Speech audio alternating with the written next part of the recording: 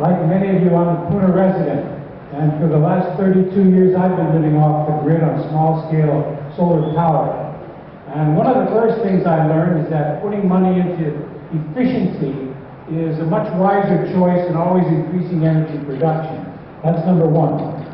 Number two, I think the county and the state needs to declare an immediate moratorium on every aspect of this geothermal and the wind cable systems that are being planned on this island and from Malu. Stop that process until the whole EIS thing is complete. Otherwise, the cart's before the horse.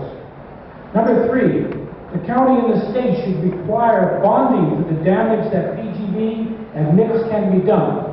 In the early environmental studies, they said that a major earthquake could shear off the wells, causing massive blowouts, requiring a permanent 8-mile diameter evacuation zone with a real estate value of over $1 billion. PGV told me that their current insurance policy is $25 million. So what that means is that the taxpayers will be stuck holding the bag when Ormac leaves Hawaii after a major disaster. Point four, I hope you are aware that Helco's parent company is HEI, Hawaii Electric Industries, and the president and CEO of HEI is Constant Lau. And the Bloomberg Business Week disclosed that her annual compensation for the year 2011 was $5,296,000. That makes every ratepayer a contract slave laborer with the obscene salary of the electric company's CEO. Point five.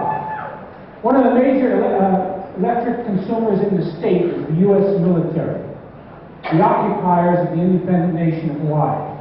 And they've been pushing for massive taking over of ag lands to create biofuel for its warships and bombers. I say not 1 square inch of ag land should go for biofuels to fuel the war machine. And the last point is a moral point. And I appeal to all of you. Many of us here are non-Kanaka Maoli. We're living and blessed to live in this sacred place of Hawaii. And we need to be reminded that the native people's religion has Pele as a deity.